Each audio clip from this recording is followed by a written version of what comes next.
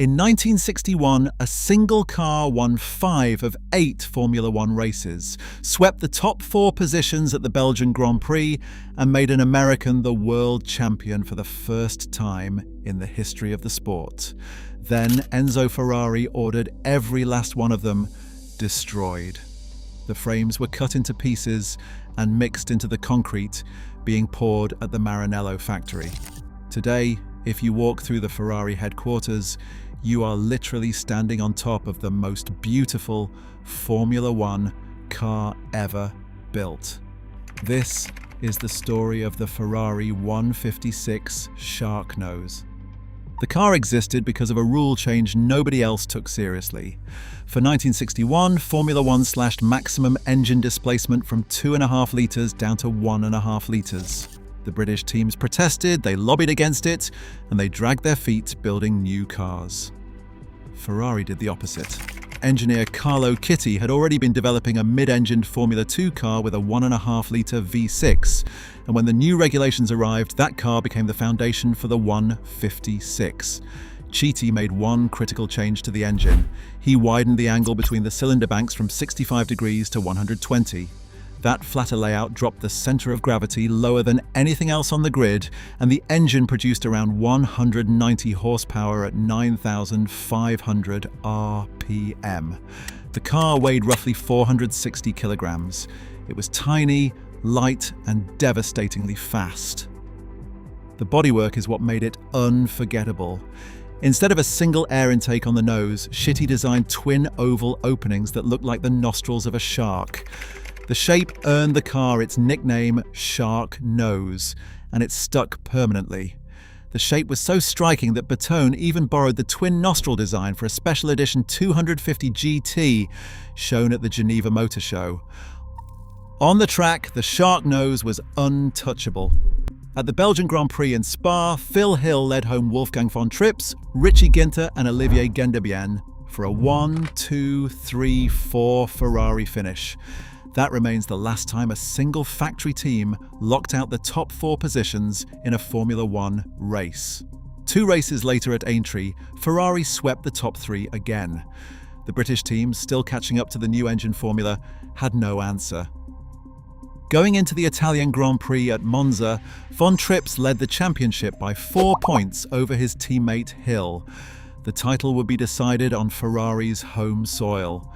On the second lap, von Trips collided with Jim Clark's Lotus approaching the Parabolica. His Ferrari went airborne, speared up a grass embankment on the outside of the track, and crashed through a fence where spectators were standing just feet from the circuit. Von Trips was thrown from the car and died before he could reach the hospital. 15 spectators died. It remains the deadliest accident in Formula One history. The race was not stopped. Phil Hill crossed the finish line first without knowing his friend and teammate was dead. He became the first American-born Formula One world champion. To this day, he remains the only one. He also won Le Mans that same year, making 1961 one of the most dominant and devastating seasons any driver has ever experienced. The data on this channel shows that over 80% of you watching right now are not subscribed. That means you are showing up for the content and the algorithm has no reason to show you the next video. If you have made it this far, you clearly care about the stories behind the greatest cars ever built. Hit subscribe so you do not miss the next one. What happened next is where this story turns from triumph to erasure. After the season, a group of senior Ferrari engineers and managers walked out in what became known as the Palace Revolt. Carlo Chiti, the man who designed the Sharknose, and team manager Romolo Tavoni left together with several others. They joined the breakaway ATS team, which tried and failed to challenge Ferrari in Formula One. Chiti later founded Auto Delta, which became Alfa Romeo's factory racing department. Enzo Ferrari responded with fury. By the end of 1962, he ordered every remaining Sharknose destroyed. Former Ferrari technician Angelo Castelli later confirmed that the tubular steel frames were cut into pieces and mixed into the concrete being poured for a new factory building. The engines and gearboxes were kept because they still had practical value. The bodies and chassis were gone forever. Of every car that has ever won the Formula One World Championship, at least one original example has been preserved.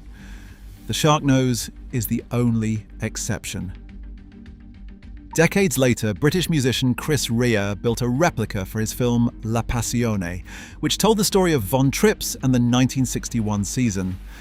Belgian collector Jan Beekens later commissioned Jim Stokes' workshop to construct an even more accurate recreation using an original 65-degree V6 engine and gearbox.